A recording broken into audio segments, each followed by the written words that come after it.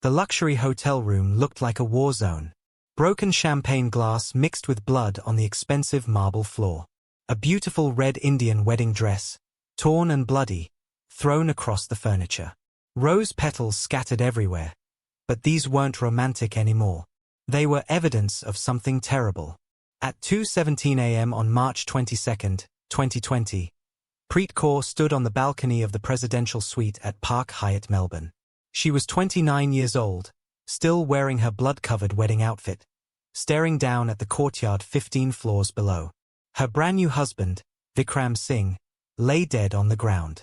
His black wedding suit was scattered with the same rose petals that had decorated their ceremony just hours before. This should have been the happiest night of their lives. Instead, it became the night their criminal empire finally collapsed in the most violent way possible. You see, Preet and Vikram weren't just any married couple. They were Australia's most hated con artists, two people who had spent 3 years getting rich by destroying other people's dreams of love and marriage. They tricked hundreds of desperate people, stole millions of dollars, and ruined countless lives. Some of their victims were so destroyed that they killed themselves. But tonight, everything went wrong. In their final hours as business partners, Preet discovered that Vikram had been planning the ultimate betrayal. He was going to let her take all the blame for their crimes while he escaped to start a new life in another country. Their wedding was supposed to be the perfect solution, a way to legally protect themselves from their years of crime. Instead, it became the scene of their last and deadliest crime. The woman who had built her fortune destroying marriages was about to become a widow on her wedding night. And this time, the blood on her hands wasn't fake. This time, someone was actually dead. For 3 years, they had been partners in Australia's biggest marriage scam. Tonight, that partnership ended with a 15-floor fall and a body in the courtyard. Their love story was about to become a murder story. To understand how this wedding night ended in murder, you need to know how Preet Kaur became one of Australia's most dangerous criminals. Preet arrived in Melbourne in 2017 as a 24-year-old student from Punjab, India. She was supposed to be studying business, but she was failing her classes and running out of money.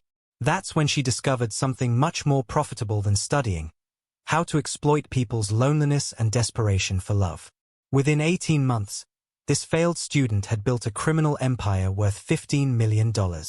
Her business was simple but deadly. She sold fake marriages to anyone willing to pay $75,000. Here's how it worked. Preet would find 2 types of victims. First, desperate immigrants who needed permanent residency but couldn't get it legally. These people would pay anything to stay in Australia. Second, lonely Australians who wanted companionship or needed money badly. She would match them up, take the cash, and create fake love stories to fool immigration officers. But Preet wasn't just greedy. She was a master manipulator. She could make anyone believe anything. She studied people's weaknesses and used them like weapons. She created romantic fairy tales, coached her victims on exactly what to say during interviews, and even staged fake romantic photos to make relationships look real. From her luxury apartment in Toorak, Melbourne's richest area, she ran the operation like a successful business. The walls were covered with photos of happy couples, but every single one was a fake marriage she had arranged for money. She used multiple phones with different names and identities to manage her scams.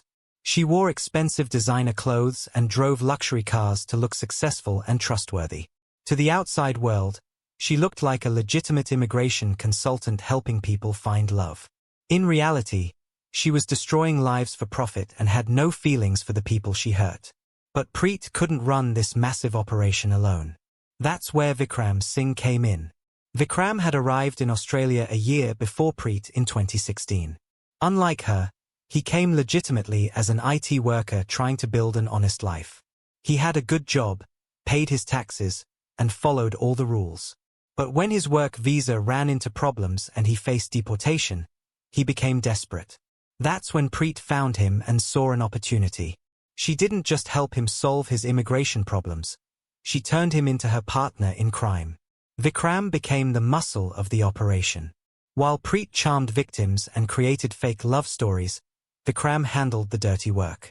He intimidated people who wanted out of their fake marriages, forged official documents, and moved stolen money through fake businesses to hide their crimes. The two criminals fell into a toxic relationship built on shared crimes. They made millions together, lived in luxury together, and even slept together. But they never really trusted each other. In fact, both were secretly planning to betray the other when the time was right. While Preet presented herself as a caring matchmaker to the public, Vikram worked in the shadows. He had a high-tech document forgery setup in his basement where he created fake passports, marriage certificates, and bank statements. He was already in contact with Canadian immigration lawyers, planning his escape route.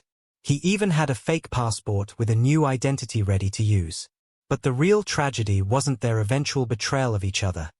It was what they did to innocent people along the way.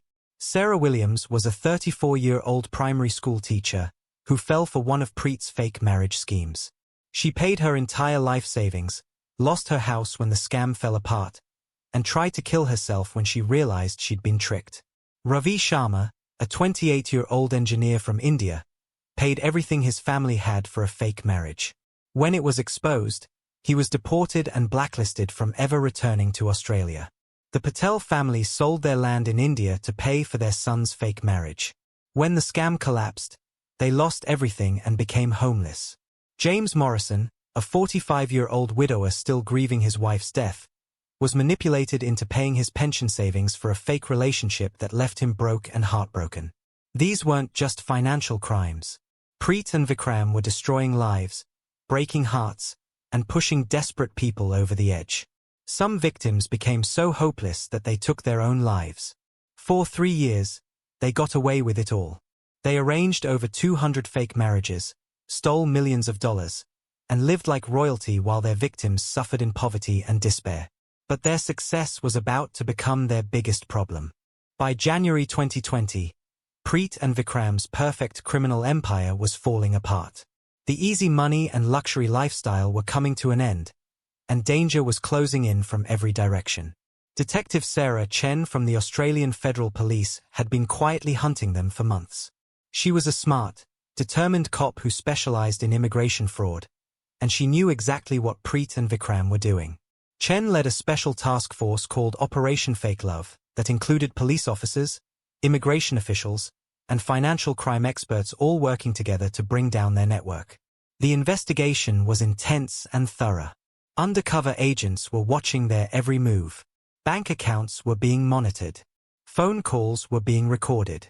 Victims who had been too scared or embarrassed to speak up before were finally coming forward to tell their stories to police. The pressure was getting unbearable. Every day, more evidence piled up against them. Every week, another victim contacted authorities. The net was tightening, and both criminals knew it. Making things even worse, the Immigration Department had just installed a brand new computer system powered by artificial intelligence that could spot fake marriages by looking for suspicious patterns. This technology was a game changer. It could analyze thousands of applications and identify the telltale signs of fraud that human officers might miss. Suddenly, couples that Preet had carefully coached were getting caught during their official interviews. Immigration officers were asking harder questions. The fake love stories that used to work every time were now falling apart under scrutiny.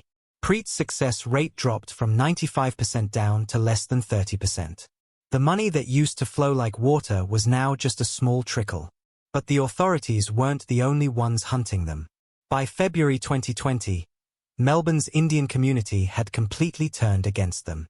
Word had spread through the tight-knit community about what Preet and Vikram were really doing. Families were discovering that their relatives had been scammed and robbed. People who had trusted Preet's matchmaking services realized they had been lied to and financially destroyed. The community's reaction was swift and brutal. The local Sikh temple banned them from entering for religious services. Community centers refused to let them attend cultural events. Their names became poison in Little India. Nobody wanted to be associated with them. It got much scarier. Angry families of victims started making serious death threats. They knew where Preet and Vikram lived. They knew their daily routines. Some victims' relatives had lost everything and blamed the criminal couple for destroying their lives. These weren't empty threats. These were desperate people who had nothing left to lose. Social media made everything worse. Victims and their families started posting photos of Preet and Vikram online, warning others about their scams. Facebook groups and WhatsApp chats spread their pictures with detailed stories about the lives they had destroyed. They couldn't walk down the street without being recognized, confronted, or threatened. The breaking point came when news reports started connecting multiple suicides directly to their marriage fraud network. 3 victims had killed themselves after losing everything to Preet and Vikram's fake marriages. The media was calling them Australia's most evil couple and marriage scam murderers who drove people to suicide. Both criminals realized they were running out of time. The police investigation was getting closer to making arrests. The community wanted them dead. Their income had almost completely dried up.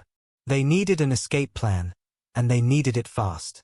That's when they both came up with the same idea: marry each other. A real marriage between them would create something called spousal privilege under Australian law.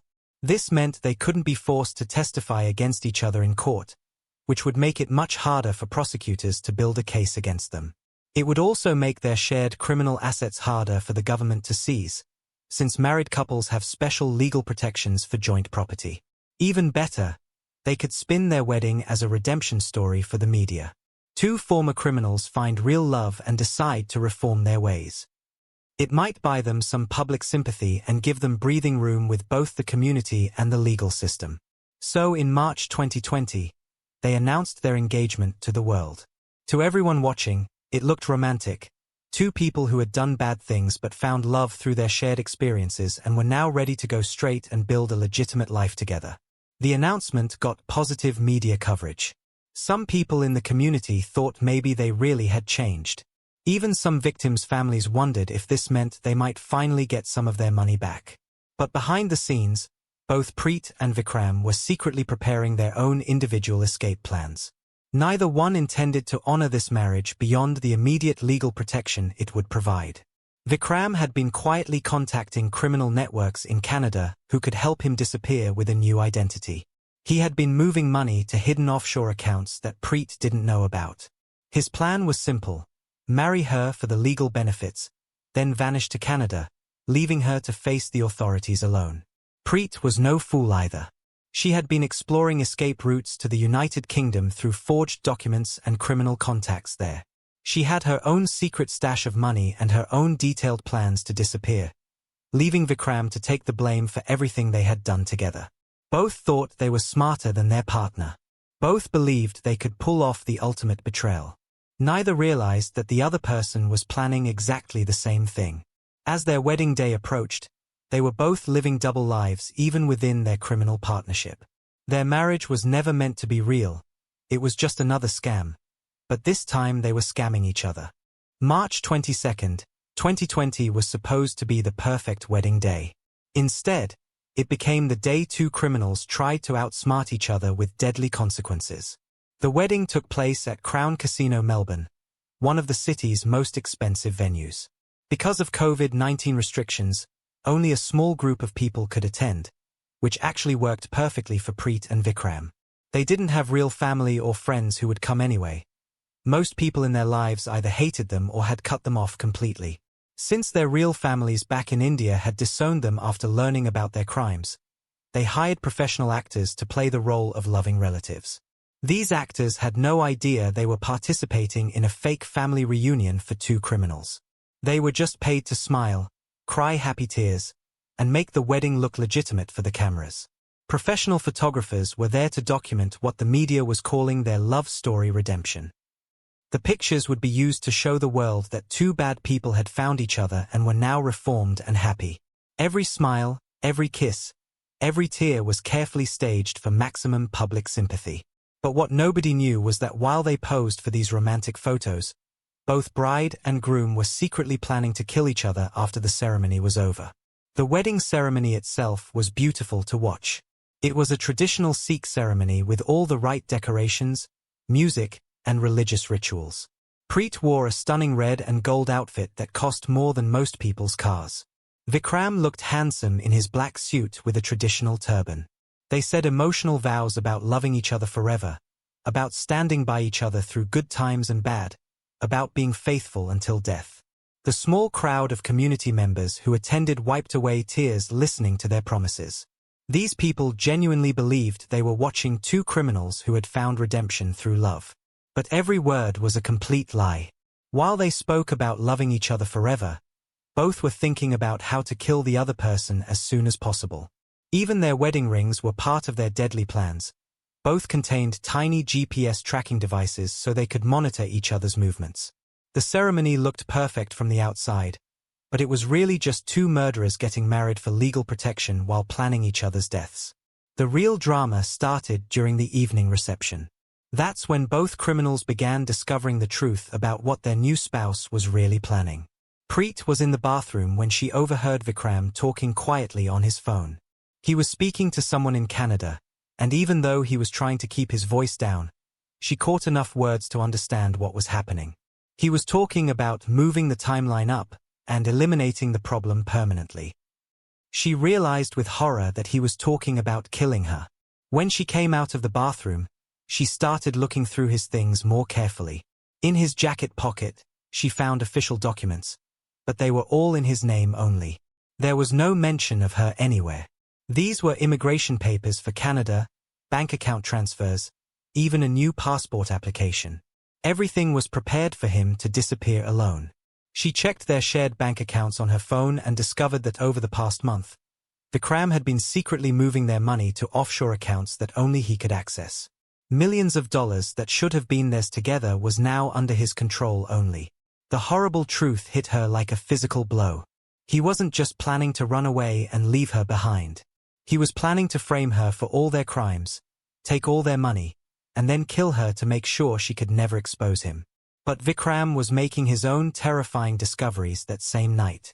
While Preet was distracted talking to wedding guests, he went through her purse and found her phone unlocked.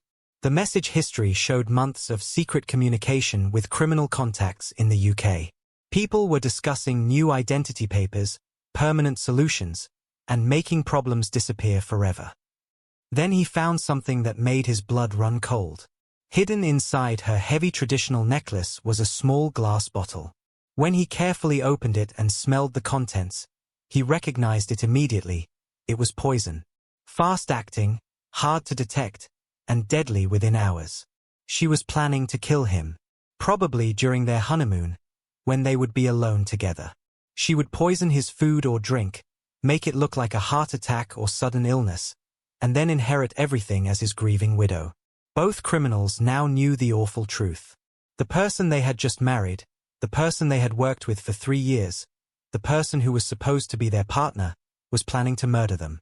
At 11:30 p.m., they went to their luxury honeymoon suite at the Park Hyatt Melbourne. The room cost $50,000 for one night and had everything: expensive champagne, roses everywhere, chocolate-covered strawberries, and an incredible view of the entire city. To anyone watching, they looked like the happiest newlyweds in the world. They took romantic photos for social media, kissing and laughing and looking completely in love. But it was all performance art. Both were acting while secretly planning how to kill the other person first. What nobody watching could see was that both had hidden weapons throughout the expensive hotel room. Preet had taped a kitchen knife under the bathroom sink. Vikram had hidden a gun behind the books on the shelf. They were like actors in a romantic movie, except this movie was going to end with murder. As the night went on, their conversation became a careful battle of words. They spoke in code, making threats that sounded like love talk to anyone listening in. "I'll love you until death do us part," Preet said sweetly, while her hand moved toward where she had hidden the knife. "You mean everything to me. I would do anything to protect what we have," Vikram replied romantically, while thinking about the gun hidden across the room. They were both drinking heavily, which made them braver but also more careless. Each was trying to figure out exactly how much the other person knew. Each was waiting for the perfect moment to strike first. The tension in the room grew thicker with every passing hour. Both were asking careful questions, trying to catch the other in a lie. Both were looking for the right opening to attack. By 1:30 a.m., the pretending was almost over. The alcohol was wearing off. The fake smiles were getting harder to maintain. Two criminals sat in a luxury hotel room, both knowing that only one of them would see the sunrise. Their wedding night was about to become the final crime scene of their partnership. At 1:45 a.m., the pretending finally stopped. Preet couldn't take the fake smiles and romantic talk anymore. "I know about Canada," she said coldly, throwing the forged documents at Vikram's face. Her voice was completely different now. Gone was the sweet bride from earlier. This was the real Preet, the criminal mastermind who had destroyed hundreds of lives without feeling any guilt. "I know about the secret bank accounts. I know you've been moving our money where I can't touch it. I know you were planning to run away and leave me here to rot in prison while you start your perfect new life." She stood up and started pacing around the expensive hotel room like a caged animal. "You were going to frame me for everything, weren't you? Make it look like I was the boss and you were just some innocent guy following orders. Then disappear to Canada with all our money while I spend the rest of my life in jail." Vikram didn't even try to deny it. He was done lying too. Instead, he calmly reached into his jacket and pulled out the small poison bottle she had hidden in her wedding jewelry. "Really? You want to talk about betrayal?" he said, holding up the bottle so she could see it clearly. "I found this in your necklace. Were you planning to poison me on our honeymoon? Make it look like I had a heart attack while we were celebrating our new marriage." He grabbed her phone from the bed and showed her the screen with all her secret messages to criminals in the UK. "I also know about your escape plan to London. So don't stand there acting like you're the victim. We're both liars. We're both planning murder. The only difference is I found out about your plan before you could kill me."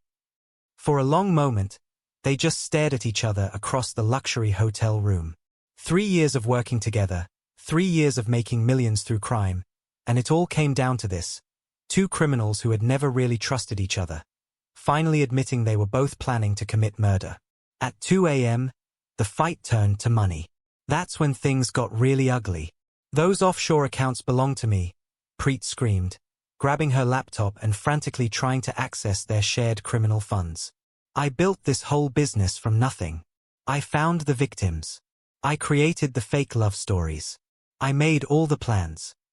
"Our business," Vikram shot back, pulling out his own computer and trying to lock her out of the accounts. "I did all the dirty work that you were too scared to do.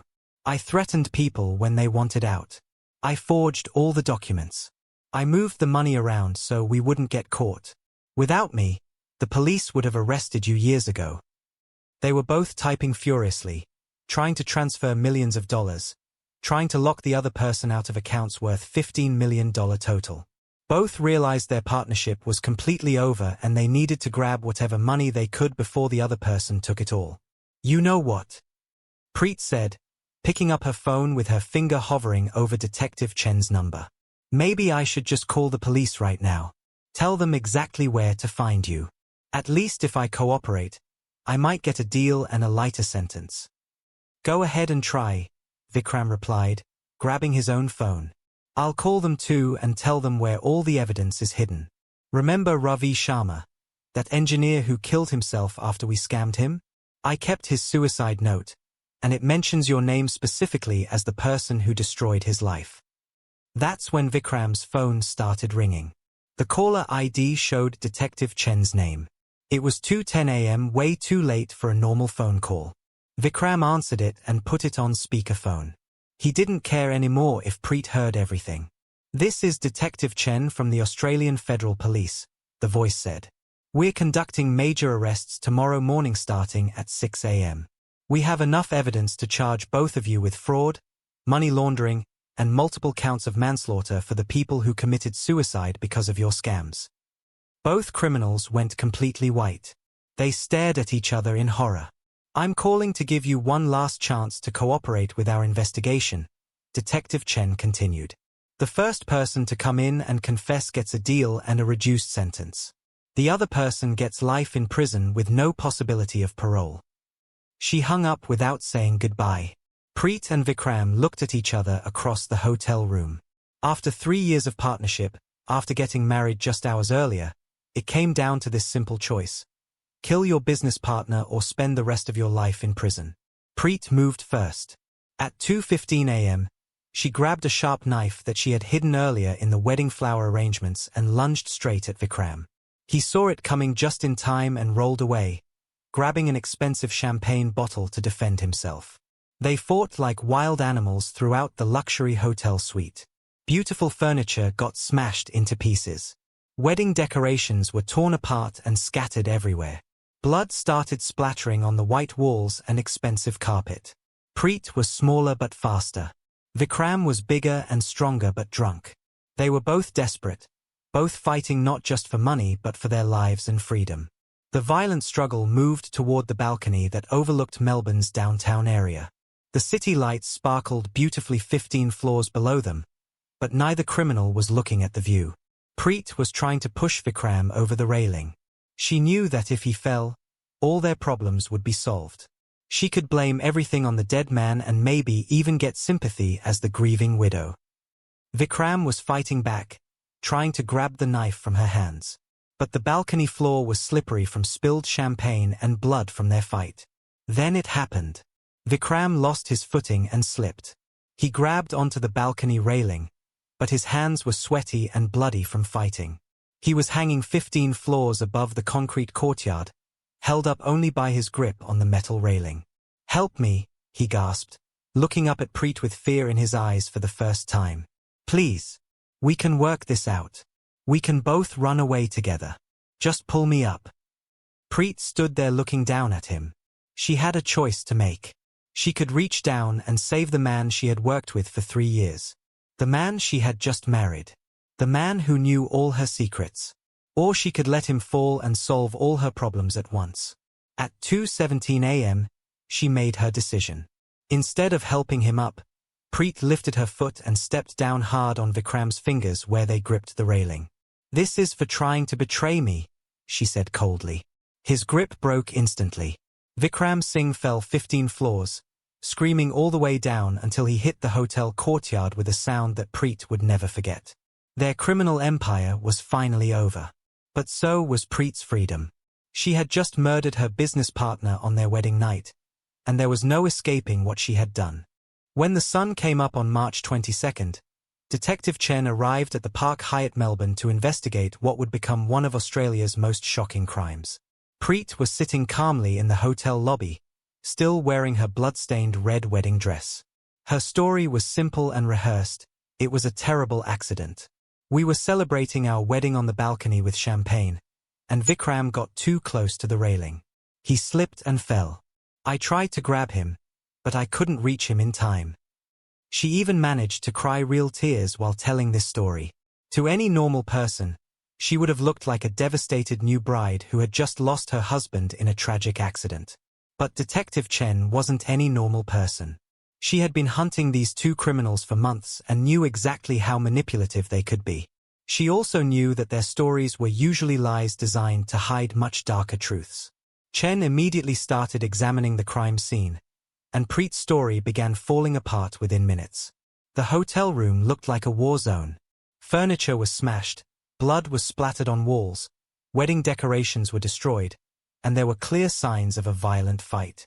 This wasn't the scene of a romantic accident. This was the scene of attempted murder. Most importantly, the hotel's security cameras had recorded everything. The footage showed the brutal fight, the struggle on the balcony, and the moment Preet deliberately stepped on Vikram's fingers as he begged for help. There was no denying what had really happened. When police searched their belongings, they found both escape plans, hidden weapons throughout the room, the poison Preet had planned to use, and evidence of their entire criminal operation spanning 3 years. Faced with video evidence of cold-blooded murder, Preet finally broke down and told the truth. But she didn't just confess to killing Vikram. She confessed to everything. The fake marriages, the stolen money, the destroyed lives, the victims who had killed themselves because of their scams. Her confession opened the door to the biggest criminal investigation in Australian immigration fraud history. Over the next week, police conducted raids across the entire country. They arrested 47 people who had been part of Preet and Vikram's criminal network, document forgers who created fake passports and marriage certificates, paid actors who pretended to be witnesses at fake weddings, corrupt immigration officials who looked the other way for money, and money launderers who helped hide their profits. The investigation revealed that their network was much bigger than anyone had realized. They had arranged over 500 fake marriages, stolen more than $50 million from victims, and had connections to similar criminal operations in the United Kingdom, United States, and Canada. But the money was nothing compared to the human damage they had caused. Police confirmed that 8 people had committed suicide after being destroyed by Preet and Vikram's scams. Over 300 families had been financially ruined, losing their homes, life savings, and dreams of building better lives. The total damage was estimated at over $100 million when you included lost homes, destroyed businesses, and ongoing medical costs for victims' mental health treatment.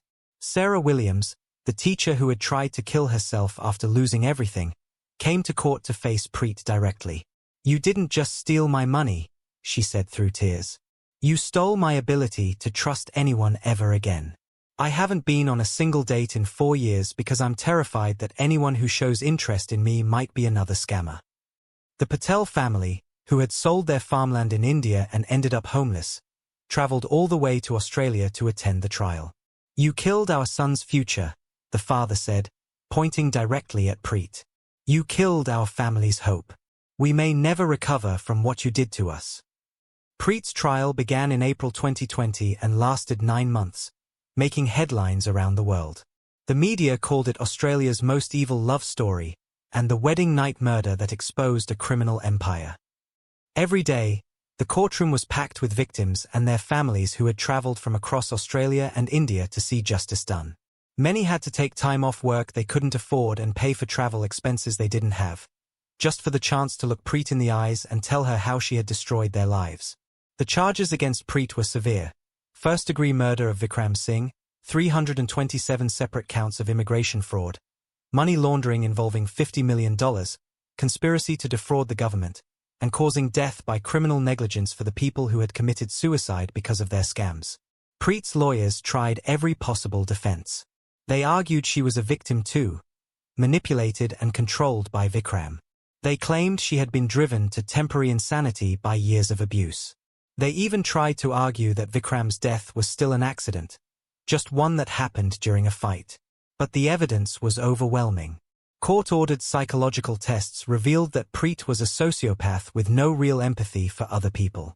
The video testimony from victims made it clear that she had been the mastermind behind the operation, not some helpless follower. James Morrison, the widower who had lost his pension savings, gave the most powerful testimony. Looking directly at Preet, he said, "You looked me in the eyes and promised me love, companionship, and a real partnership. All you gave me was bankruptcy, loneliness, and the knowledge that I'm too stupid to ever trust anyone again." The verdict came in January 2021, guilty on every single charge. Judge Patricia Williams, who had overseen hundreds of criminal cases during her career, said she had never seen such a complete lack of remorse from any defendant. "You built your fortune by destroying the most fundamental human need, the need for love and connection," she told Preet during sentencing. "You showed no mercy to your victims, and this court will show no mercy to you." Preet was sentenced to life in prison with no possibility of parole for 25 years. The court ordered her to give up all the proceeds from her crimes and pay over $20 million in restitution to victims. If she's ever released from prison, she'll be immediately deported to India and banned from ever returning to Australia. But the impact of Preet and Vikram's crimes went far beyond just their punishment. The Australian government completely rebuilt their immigration system to prevent similar scams. They installed new technology that uses artificial intelligence to detect suspicious marriage patterns. They signed international agreements to share information about marriage fraud with other countries. They established a victim compensation fund to help people rebuild their lives after being scammed. Criminal penalties for marriage fraud were increased to life imprisonment, sending a clear message that Australia would not tolerate people who prey on others' dreams of love and belonging. The Indian-Australian community also changed dramatically. Temples and community centres now have strict verification processes for any marriage arrangements. Support groups meet regularly to help fraud victims heal from their trauma. Educational programs teach people how to recognize the warning signs of marriage scams before they become victims.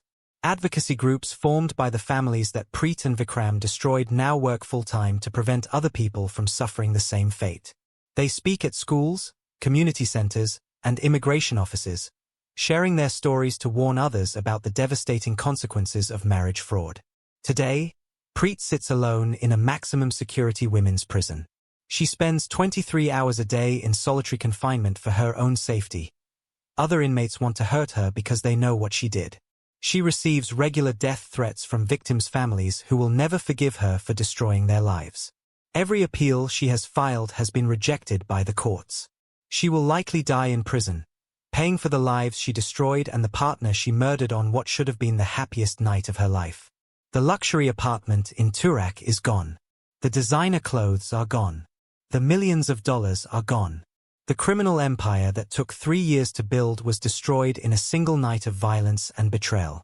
What remains is a woman who chose greed over humanity, who chose murder over mercy, and who will spend the rest of her life remembering the moment she stepped on her husband's fingers and watched him fall to his death 15 floors below.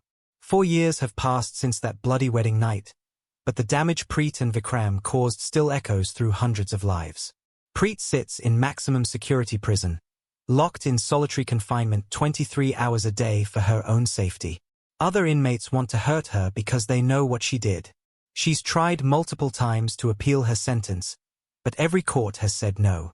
She receives death threats from victims' families and shows no guilt for destroying hundreds of lives. Prison psychologists say she can't be helped. She's still the same cold person who stepped on her husband's fingers and watched him die. But what about the people they destroyed? Sarah Williams, the teacher who tried to kill herself, has rebuilt her life and now helps other fraud victims. She speaks at schools warning people about marriage scams.